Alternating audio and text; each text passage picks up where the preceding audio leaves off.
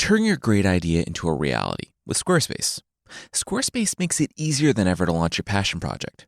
Whether you're showcasing your work or selling products of any kind, with beautiful templates and the ability to customize just about anything, you can easily make a beautiful website yourself. And if you do get stuck, Squarespace's 24/7 award-winning customer support is there to help. Head to squarespace.com/myths for a free trial. And when you're ready to launch, use the offer code MYTHS to save 10% off your first purchase of a website or domain. This week on Myths and Legends, it's a fairy tale collected by the Grimm brothers about 3 guys who got unlimited wishes, wealth, and armies, but were outsmarted by a princess at every turn. The creature this week is a vicious carnivorous land whale who exclusively eats people who care about the environment.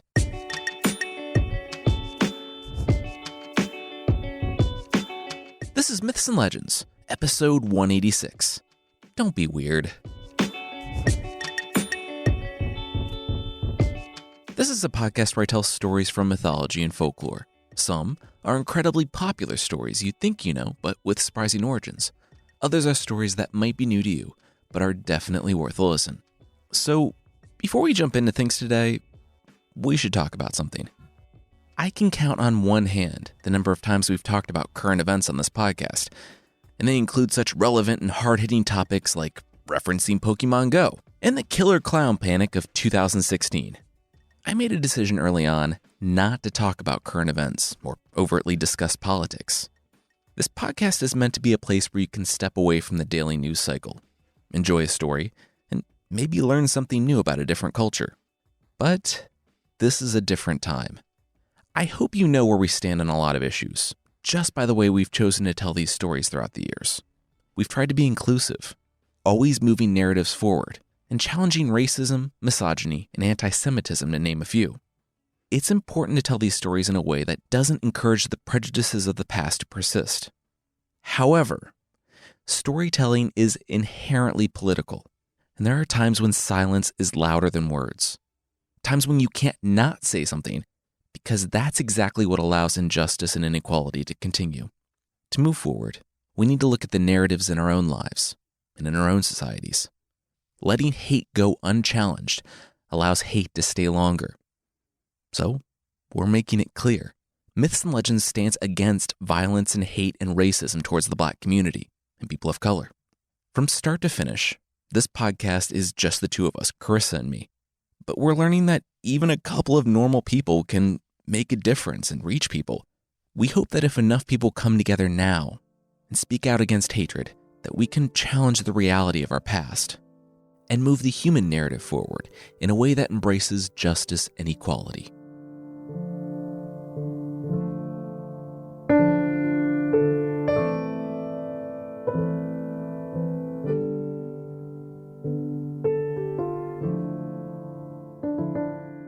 The 3 men had seen better days. The war that was supposed to bring them glory and riches, had left them worse off than when they joined. They couldn't even make it home without begging on the road. Still, they stuck together. After all they had been through, they were like brothers. During the day, they walked and begged, and when they were lucky, ate. At night, they kept watch, lest an animal attack or a thief come to steal what little they had. On the first watch of the night, one of the soldiers built a fire and sat back against the tree. He looked out in the darkness of the forest, and then to the elf in red sitting by his fire, and then back to the... Wait. He jumped when he looked at the elf, sitting there by the fire. The creature looked up to him with a grin. Hey, oh, whoa, don't worry. There are sinister evil creatures, and there are cool ones that give gifts. I'm the latter. And it's not even like a monkey's paw thing. You guys were brave, and you were good. You fought, and the king that you fought for left you to fend for yourself after you gave him victory. It shouldn't be like that. Here. The elf handed him a cloak, saying that this was special. Put it over your shoulders, and anything you wish for will be done for you. The man thought he might be dreaming, but the elf told him to take a look at it in the light of day.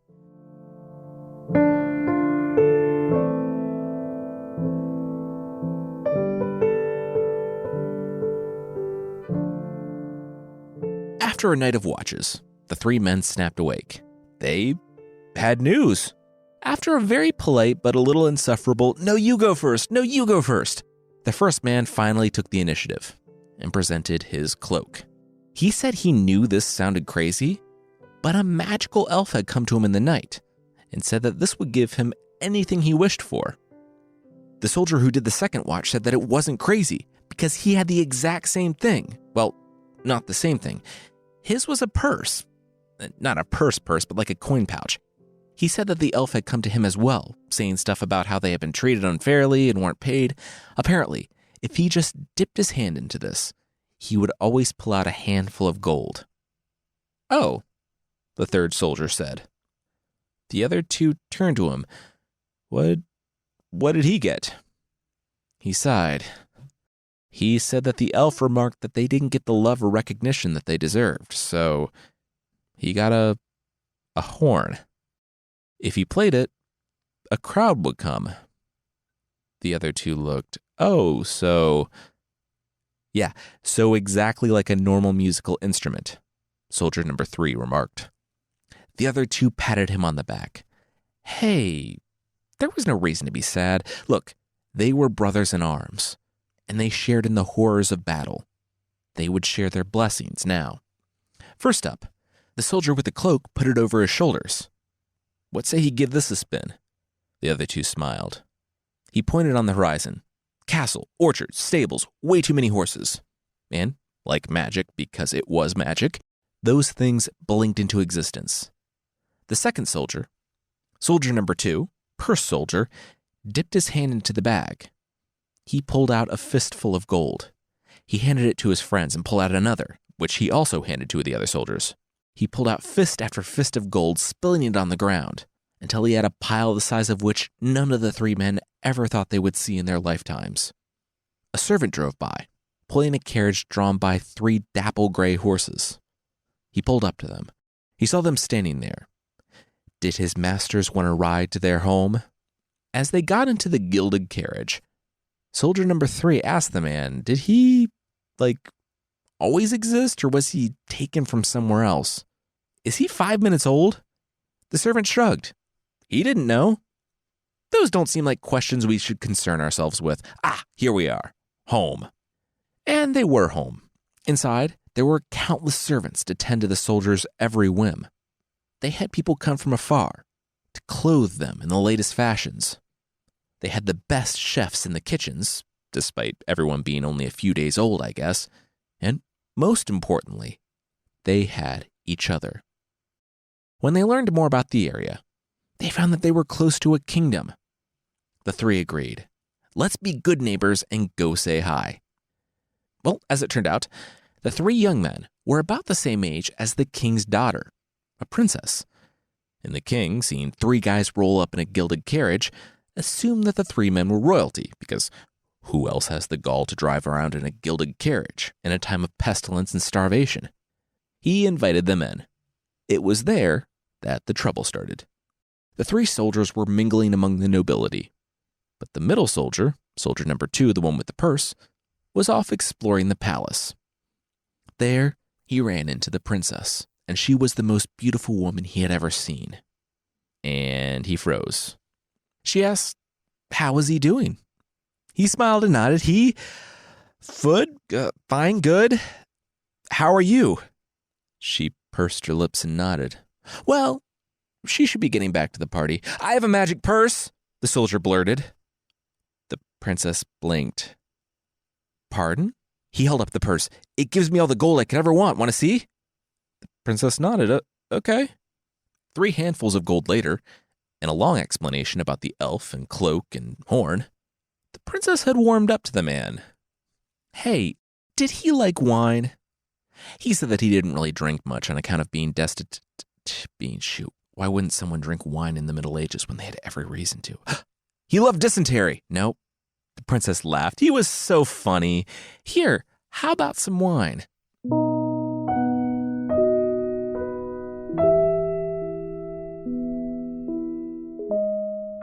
Hey, soldier number 2? The voice knocking at the door called. It's time to go. Soldier number 2? Soldier number 2 snorted awake. Was that soldier number 1? What time was it? He blinked and looked around the room. The gold all around shimmered in the candlelight, and he rose, his hand grazing the velvet of the couch. He cracked his back as he walked over to the door. "Hey, bud, time to go," soldier number 1 said. You all right? Soldier number 2 said that he was just groggy. He had been drinking wine with the princess, and he guessed he had fallen asleep. Soldier number 1 glanced around the room. "Oh, look at you. Is she still in there? I want to say hi. I didn't get to meet her." Soldier number 2 shook his head. No, he had woken up alone. They hit it off well. He told her about the... Just then, his hand felt his purse, or the lack of the purse. Oh no. The 3 men found the king, still hanging out and entertaining guests. At first he thought they were joking. His daughter stole their purse. You realize we're medieval royalty, right? We don't have any need for your purse. The 3 demanded that the king force his daughter to give it back. It was very valuable to them. The king, annoyed that he had to get up, rolled his eyes and found his daughter's chamber. She yawned and rubbed the sleep from her eyes when 3 men and her dad arrived at her door. The king, swaying in the doorway, blinked and said that these guys, something about a purse. "Did you take a purse?" She gasped. She would never. She hadn't even met these men tonight. The king turned. She said she didn't do it. What more did they want? It was just a purse. They probably just misplaced it downstairs. Soldier number 1 stepped forward. He said that they didn't misplace it. She stole it. "I understand that you believe that that's true," the princess interjected. "Would you like to search my room? I don't want to be inhospitable, and I want to clear my name." The king clapped his hands. "There, problem solved. If she somehow ended up with it, it'll be there. If not, look for it downstairs." Now, if they would excuse him, he had his kingly duties to get back to. The king bowed low, threw up in his mouth a little bit, and stumbled back down to the ballroom. The princess smiled. Her servants roused from the anteroom, and she gestured to the 3 soldiers to search to their heart's content. She smirked, they sneered, and they parted ways without searching the room.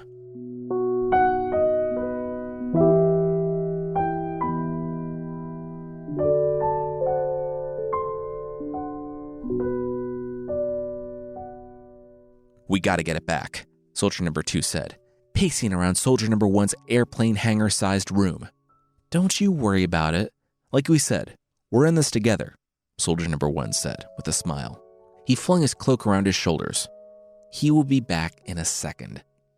He said his wish, and in an instant, it was granted. He was standing in the princess's bedroom. Now, teleporting yourself inside a young woman's bedroom without her knowledge or consent sounds bad, even under the most justified circumstances. But maybe, to stop a thief and to get back an item that secures the livelihood of you and those you care about. And if you get in and get out and don't linger and be weird, maybe it's less bad. Unfortunately, soldier number 1 just had to linger and be weird. He found himself in the ornate, perfumed bedroom of the princess and saw her laying on her bed, in her nightclothes, pouring out gold on top of her using the purse. You might think, hey, grab that thing and go, or at least hide. He wasn't thinking about that. He was only thinking about the beautiful princess laying on her bed and pouring gold onto herself. Then she met his eyes and screamed. Once again, he didn't have the presence of mind to just snatch the purse and teleport home. He tried to calm her, but before he could say much, the door exploded inward, and the castle guards were in the room. Soldier number 1 shrieked, and, forgetting that he was wearing a means of teleporting out of there, made for the window. The guards rushed the man and reached out to grab him just as his feet left the edge of the window. Soldier number 1 splashed down hard in the moat after falling a few stories, and, soaked and stinking, pulled himself to the edge. Ha ha! Got away. He closed his eyes and wished he was back home. And then he felt an arrow miss his head by an inch. His eyes snapped open, and he looked up to the wall. There, a guard held his cloak. They grabbed it as he had jumped. He looked to wade across the moat and climb back up. but more guards were rushing from the castle. If he didn't leave now, he wouldn't be able to leave. As the arrows thudded into the ground following the retreat of soldier number 1, the princess smiled from her window. She knew this cloak's power, and it was all hers now. Soldier number 1 returned home, downcast. It was over then. They only had a massive castle and piles of gold that they had socked away. We also have my horn? Soldier number 3 said. Soldiers number 1 and 2 sighed. Hey, so they were being nice. That thing is basically useless. Soldier number 3 said that he had thought so too, but he had been thinking of a new song. Here, check this out.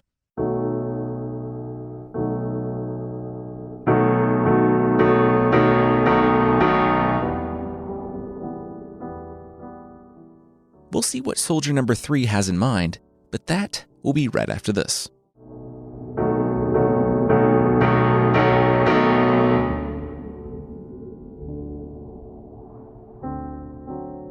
There were screams from the village as the common people tried to rush into the castle. They had already pulled the drawbridge up. The enemy was at the gate. Out, among the 1,000 mounted warriors and 4 times as many foot soldiers, 3 men sat atop their horses. They weren't dressed in armor. They hadn't wished for that before losing their stuff, but the army they commanded made up for that. Yeah, apparently the horn not just summoned happy concert goers, but, depending on the song, could summon armed forces as well. The 3 soldiers rode into town and up to the walls of the castle and announced their terms. A cloak and a purse. The king said, yes. Wait, are you those guys? Soldier number 3 smiled and waved to his royal buddy. But soldier number 2 slapped his hand. They were being threatening. Yes, and if he didn't bring the purse and the cloak out, they would be forced to send in their army to get it. The king panicked and said that he would have it. Please, just be merciful. He ran back inside. He arrived 10 minutes later, empty-handed. He said that he was having trouble locating the stuff. And his daughter. Could he have until the morning? He looked out on the thousands of warriors ready to storm his city. In the morning, if he didn't have the items, he would surrender the city. The 3 soldiers agreed and set up camp for the night. And yeah, the king wasn't bluffing. He couldn't find his daughter because she was already in the enemy camp. When she saw the 3 soldiers at the head of an army approach, she knew that they were using the magical horn, the 3rd and final item that the elf had given them.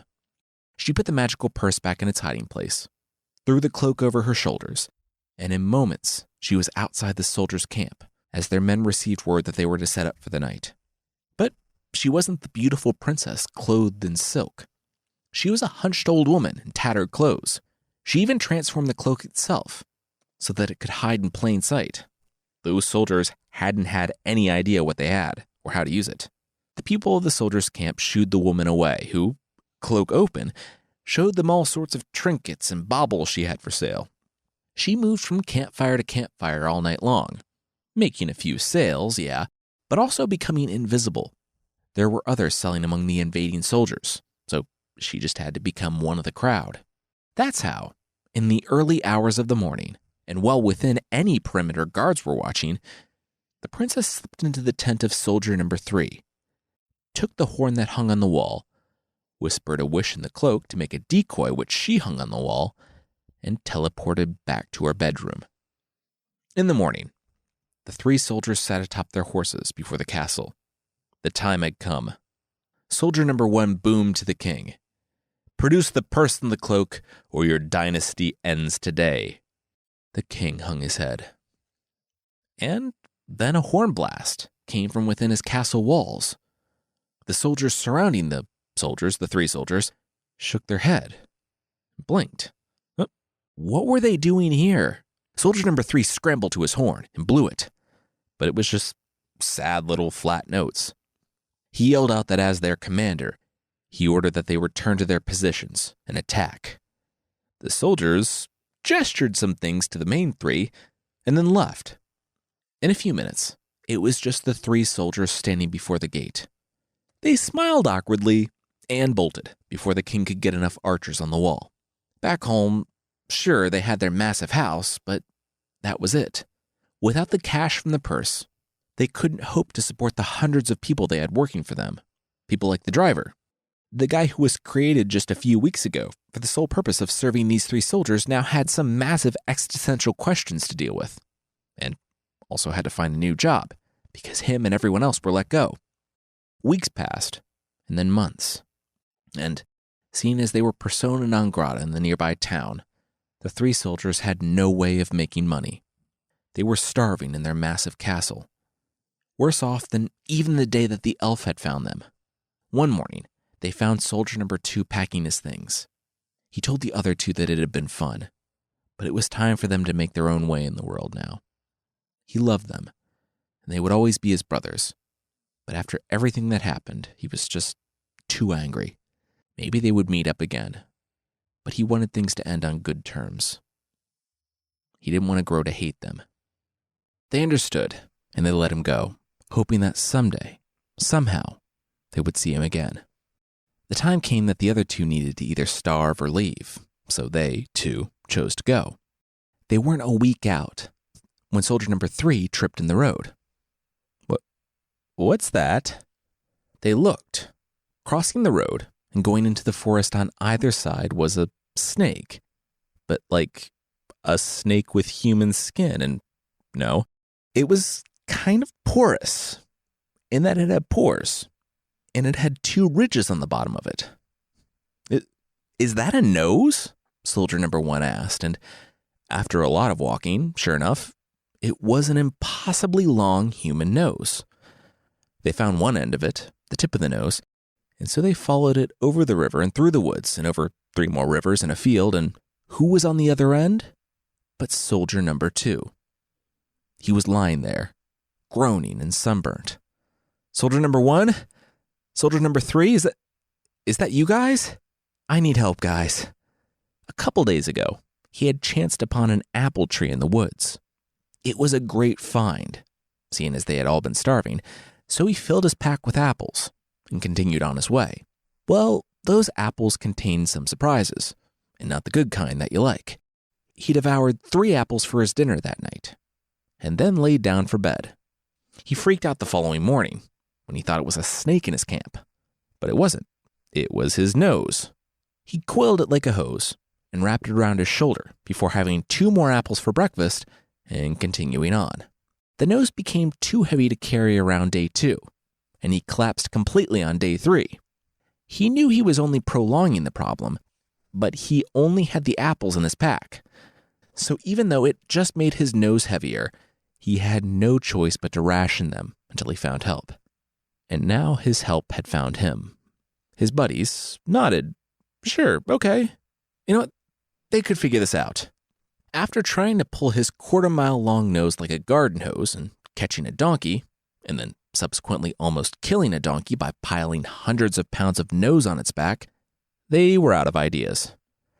Yeah, you guys really messed this up, the 3 soldiers heard from behind them. They shrieked and saw the elf in the red cloak standing there.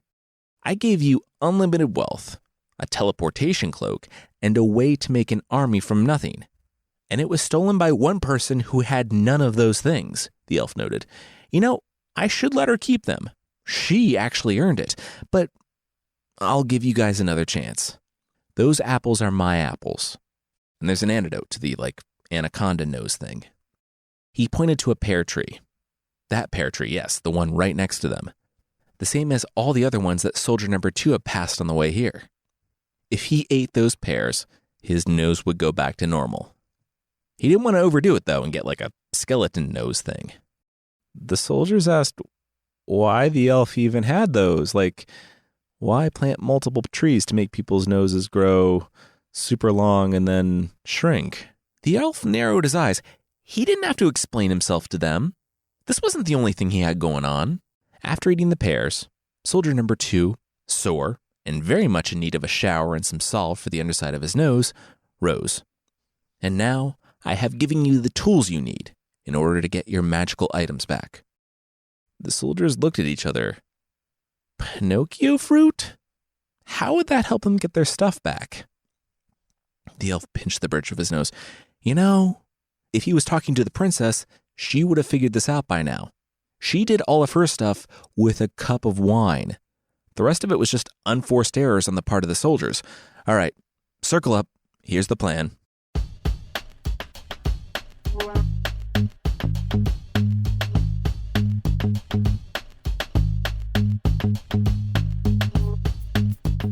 Knock, knock, the princess's maid said.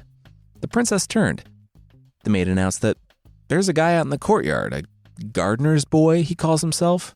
Though he's really more of a full-grown man. He says that he has some apples for you.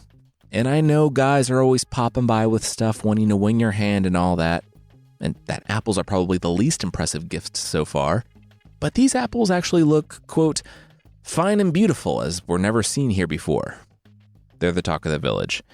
People were freaking out about how good these apples looked. Not a lot going on in the Middle Ages, is there? The princess asked. There is not, the maid replied. Anyway, did the princess want some apples? The princess sighed.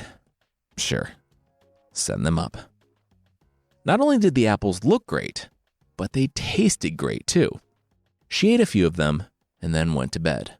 For the following week, no one saw or heard from the princess at all. Then, a call went out to all doctors, healers, and why not wizards. The princess was ill with a strange malady, and she needed help.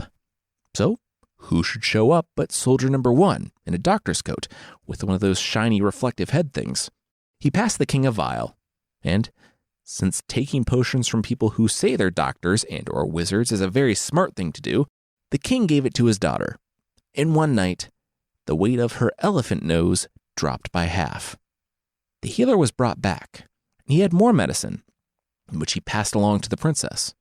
In the days since they had cured soldier number 2, they had been distilling the apples and pears down into potions. When the princess drank the potion she received from the doctor the next day, her elephant nose grew 10 times longer. Her bedroom was now more nose than room. The following morning, the doctor returned and found himself looking at spear points. His medicine hadn't worked. He nodded. He was afraid of that. He needed to speak with the princess directly. Hello, princess, the princess heard. She fluffed the nose underneath her so that she could get comfortable and looked to the door. Hello. Oh. Hi. Soldier number 1 smiled. He said that he was a wizard, of course. It looked like one of his potions had worked, but, the other one that was supposed to cure her only made things worse. She nodded. Yes, it did. Soldier number 1 produced a vial from his pack. This should do it, but something was working against his magic. The princess sat back against her nose beanbag chair. And what was working against his magic? Soldier 1, who still thought that he was just nailing this deception, asked if the princess had stolen something recently. The princess smirked. Yes, she had. The faux physician gasped. Well, then she must return those things right away. The princess nodded. Yep, that's where she thought this was going. First, the antidote. The physician dug through his pack and found the distilled pear, the one that would turn the princess back. He was about to hand it to her when he pulled his arm back. How did he know that she would honor the agreement? She replied that it was magic, right? The potion wouldn't work until she confessed and returned the items. The physician glanced from side to side. Yes, that's right. He handed her the vial. She pointed underneath his feet. If he moved her coiled nose to the side and went 3 stones up and 2 stones left from the door, he would find a loose one. Underneath that were the things that she stole. As the physician counted the stones, the princess continued, Yeah, the 3 guys she stole these from were just like complete idiots. She was one princess, and she outsmarted them when they had the power to make all their wishes come true. How incompetent do you need to be? The physician chuckled awkwardly.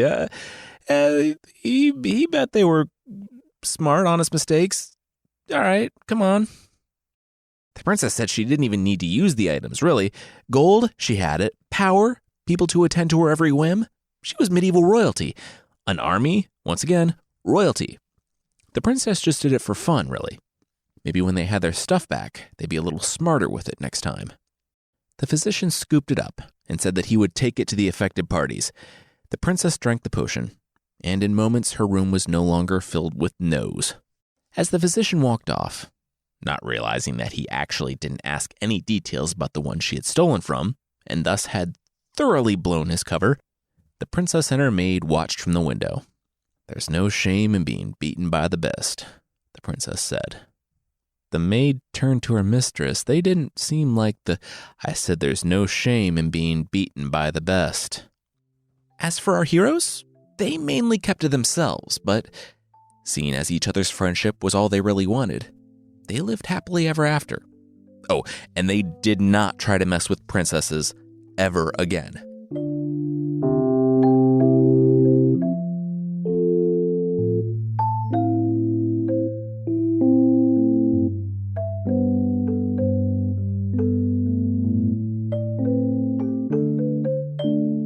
I like this story because everyone ends up okay in the end.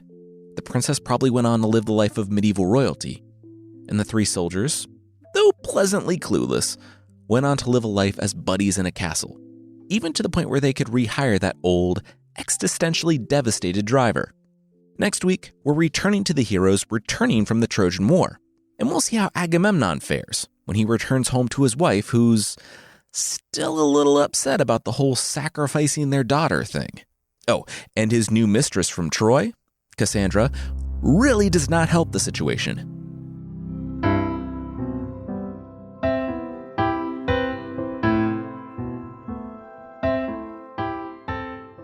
The creature this time is the slide rock bolter, a fearsome critter from Colorado in the United States.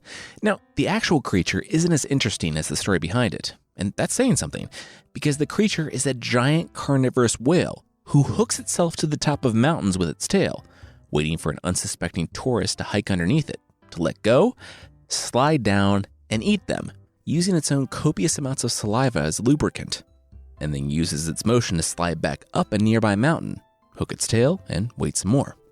There was only one time in history when someone actually got the slide rock bolter. A local forest ranger set up a tourist scarecrow of sorts, with a plaid Norfolk jacket and a guidebook to Colorado. A hungry slide rock bolter, unable to restrain itself, took the bait.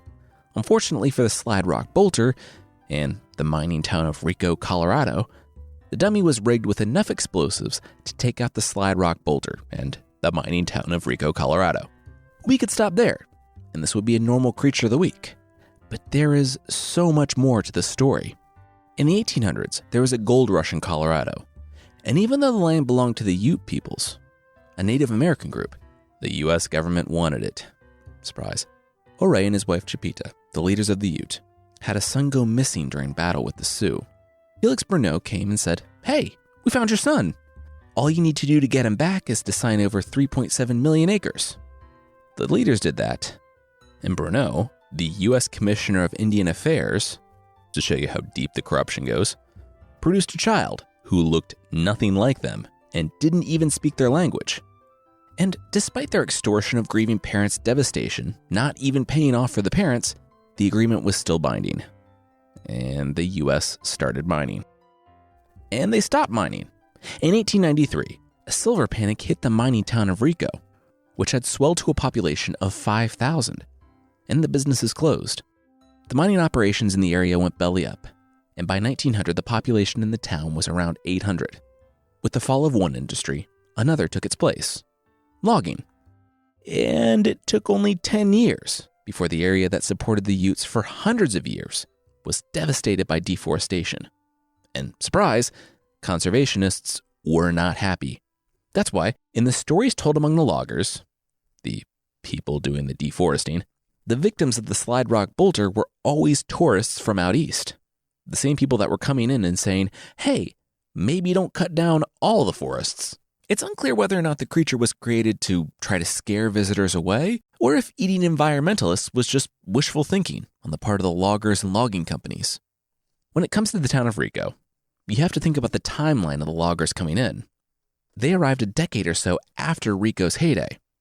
So they only saw a crumbling old mining town whose destruction dovetailed with the story of the Slide Rock Boulder. In the end, it wasn't the explosion of a carnivorous land whale that doomed the town of Rico, but time and capitalism.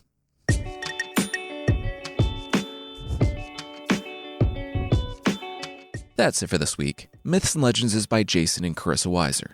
Our theme song is by the band Broke for Free, and the Creature of the Week music is by Steve Combs. There are links to even more music in the show notes. I want to say thanks again to Magoosh for sponsoring us this week. Magoosh Online Test Prep provides students with effective, accessible, and enjoyable test prep for major exams like the GRE, GMAT, LSAT, MCAT, and SAT or ACT. You'll get tons of up-to-date and relevant practice questions, study schedules, video lessons, and access to expert tutors for help. If you're retaking the test you're studying for, Magoosh offers a score improvement guarantee or your money back. Visit magoosh.com, that's MAGOOSH, and enter the promo code LEGENDS for a special 20% off discount. All right, thank you so much for listening, and we'll see you next week.